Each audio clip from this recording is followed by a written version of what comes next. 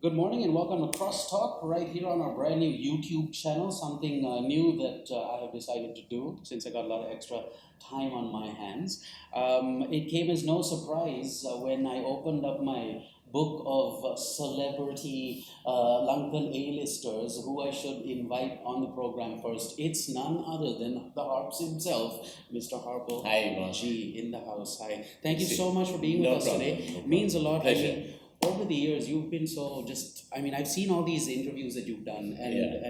and everyone has this common what would you say notion that you are one of the most humblest people Okay. they can find in the business. I concur. He Okay. has helped me on many different occasions, areas and places I would not want to be stuck as far as events are concerned. Calls Harpo, that's me calling Harpo. Harps, I need some help, and he's always there. And in this case, it was the same story. I called him, I said, hey, got a new talk show on, can you be on the show? And lo and behold, here he is. So first of all, thank you. Thanks, Mark. It's a pleasure and good luck with this new channel you're starting, the YouTube channel. Thank Good luck to you guys. Thank you so much. Now, first question, Harps, you Yeah. own 7 businesses now.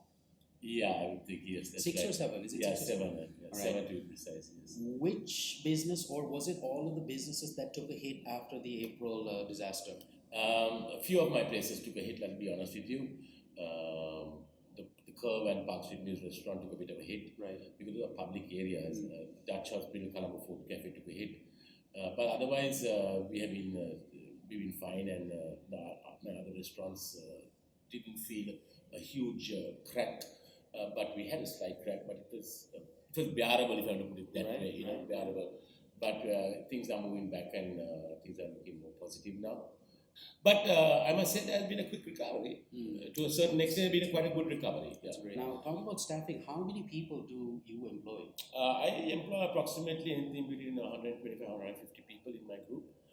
Plus, I also have a school where I teach a hotel school where is in the south. So I have about 30 40 students which I pass out every 4 months. Right. So we pass out about 100 150 students every year from my school. And they obviously have guaranteed jobs at your restaurant. Yes, you see the demand for hospitality is massive. Yes.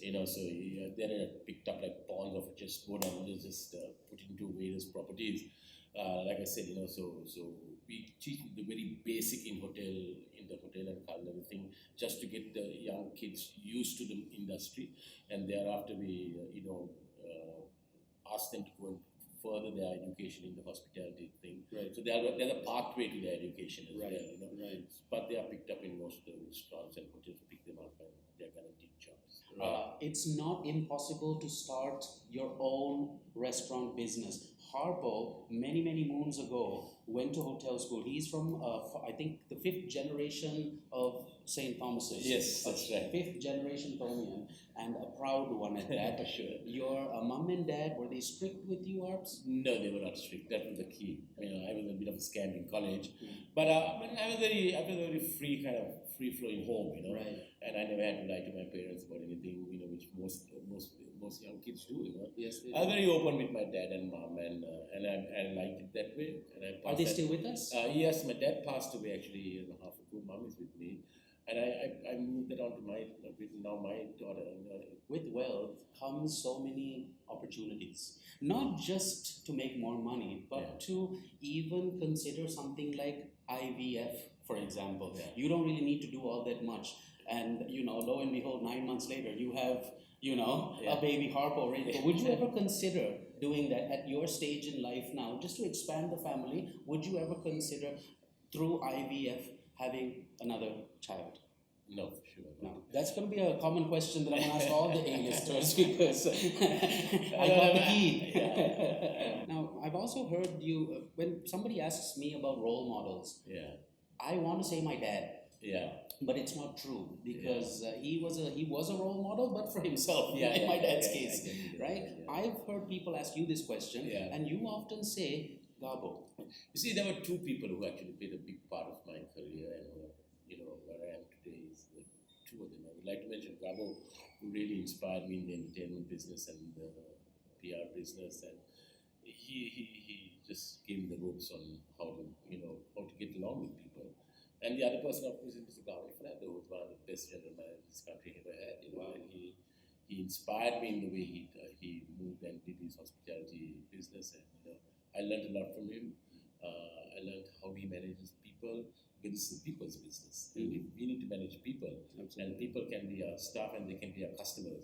And I was blessed to be working with two great human beings who both passed on, but I always remember them on a daily basis, and I always thank God for what they have done for me in my career. Absolutely. Yeah, it's very important not to forget.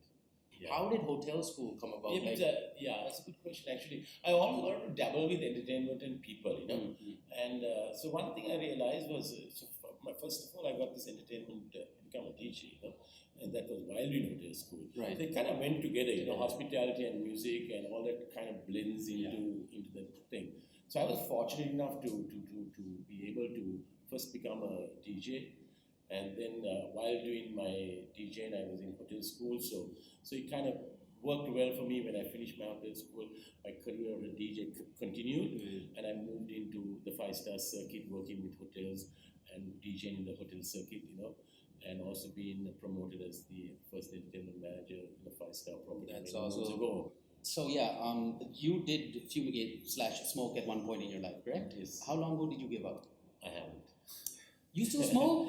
Not on a regular basis, but when I played music, I always used to smoke quite a lot, but now a random cigarette or two. Here's a fun fact. Harpo used to basically manage a certain mall, and at that time, I think it was 2004, I was working at a radio station that did the first ever live OB, outdoor broadcast from a location in the city. Harpo's mall, basically. And we used to spend a lot of time in his room discussing different promo plans and ideas. Again, trailblazing, that's the key word. You've always been at the forefront. Before the thing happened, you would be there making sure it happened. I remember that event very well, because that was a 24-hour non-stop... 89 and a half hours. Sorry, 89. Oh, wow. 3 days. And that was a crazy event. No one has done it since then, right? I don't think anyone's dumb enough to try it again, because it was just like 4 days of non-stop music, and you all were up in no break. No break. Yeah, it was a fantastic event. I remember that. Yeah, but that was just a crazy idea, So, but it became such a hit, and it became such a big thing, and no one has even attempted to do that. It's fun. But you see, the thing is, Mark, I was always part of I always got involved in promotions, doing stuff, from bringing down entertainment from overseas to doing dinner theaters. So that was a part of the hospitality business. You need to create energy in the hotel, so you bring down events, and you get the footfall into the hotel. And let me tell you, Mark, at that time, it was not easy, because you had a JVP uprising, you had a LTT working around. So it was like the hotel circuits were not really firing, Yeah. But during that time, we did much more things in events and stuff of that nature. Yeah. With the roadblocks, with the curfews, with all that happening, things happen in Colombo. Do you feel drugs have played a role in how people party in Sri Lanka now? Oh, for sure, yeah, 100%. It's a little scary, right? It's not little. It's really scary. It's something that authorities need to look at, and but then the world has moved on. People are looking at things differently, but it's a bad scene. It is a bad scene. It's a really bad scene. How do you actually curb situations unfolding at the curb? For example, do you have a new security team that's... You see, the curve started off as a fun thing, It was more jazz-oriented little bar, which is not a big venue.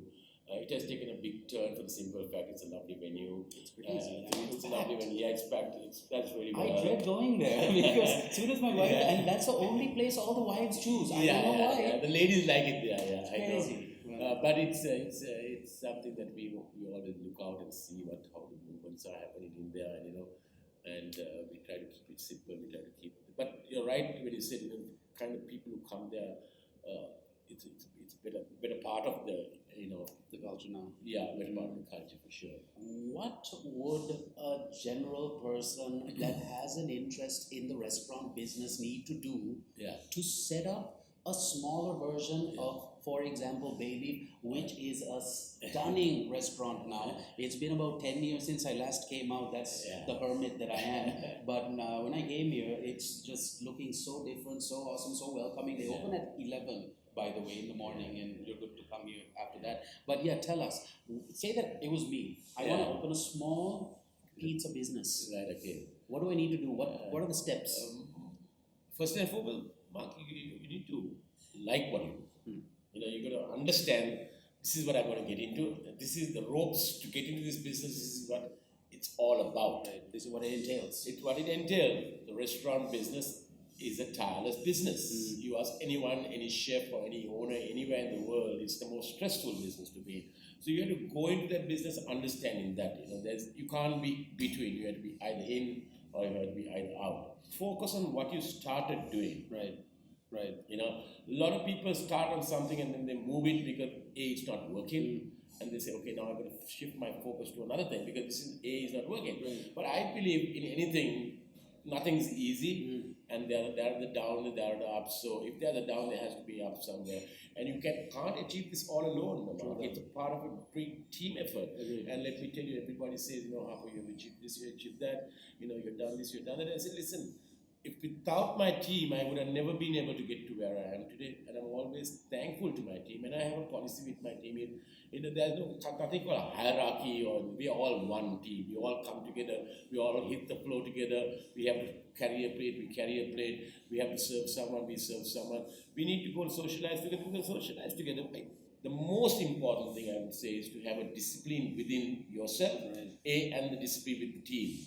If you can get those two things going, passion and discipline, you can be a winner. What I actually want to know is regulation-wise, do I need to go to the government buildings somewhere? Yes, so there again, you know, we are just formed up a thing called Colombo Collective Restaurant Association, which I have just been appointed the president of that. Wow, congrats. And thank you very much. And we have a core team of people working with us on the committee, and that happened just after 21-4. But we are working now. So if I'm to set up a restaurant, I will need to go to the municipality, I need to go to the UD, I need to go to the finance ministry to look at tourist board finance. So we are working with this committee to make things easier in life. Yes. And understand, we as restaurateurs in this country, we employ easily more than 5 to 10,000 people. We contribute billions and billions of revenue into government. That's one thing they must understand, government. And we pay taxes and we do so much. So to answer your question, yes, if somebody is to set up a restaurant, they need to work with all these government organizations. And what we are asking them is to make things easier, make it a one-stop shop. Hey, you want to open a restaurant, you go here and everything is sorted out for you. One need. That's what I'm... So this is what we're working with, and we are just new into the game. The association is pretty new, but the bigger picture is that making businesses easier for people to set up. Right. That's the key. Right. Where do you feel like the hoteliers benefited the most during which tenure? Would you say the previous regime or the current regime? You see, the previous regime, once the war finished, tourism became a big thing, you know. Yeah. And it is from that time onwards which we have peaked till April. So it's a matter of, it's a mix of both, I would say. I wouldn't want to say the previous regime and not this regime, because we were voted #1 destination in this regime. Very nice. But it didn't happen overnight. The motion went through over the period of time. You know, Colombo was beautified. You know, the Dutch Hospital, the Independence, all these places became nice, became venues to go to. So when tourism opens up, you need to have more and more venues. The travelers need to see, they need to taste, they need to see culture. So that process took on, you know, by the previous regime. And the current regime understood that, you know, because this is the #2 income earner of the country. Yeah. And it's going to be #1 in time to come. Why all these big brands coming in, from the highest to the rich, the JWs to Intercons, all are planting themselves in Colombo or in Sri Lanka? Why? Because they know something that we don't know, right? So it's all happening here. You know? So it's a matter of time that we need to get a one-stop shop into this place and say, listen, if you want to set up a restaurant, if you want to set up a hotel, done. That's the way we need to do it, Hars. Make everything so seamless. Exactly, seamless.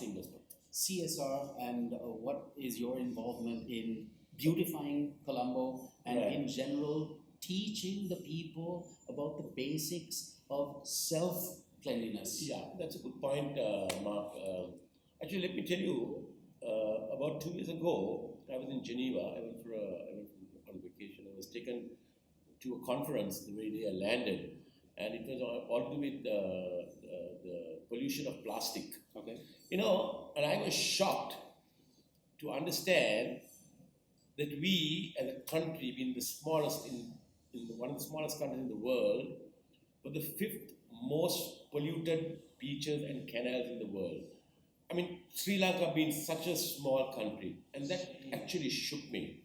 And let me tell you, the Kalani River was highlighted, and the Bolgudi River was highlighted, and fifth most filthiest in the world. Of course, the Ganges and China and India understood they are big countries, yeah. That's a given. But Sri Lanka, Crazy. and I understood. So for that, actually rang a bell in my system. So we are come back, and we are looking at it now.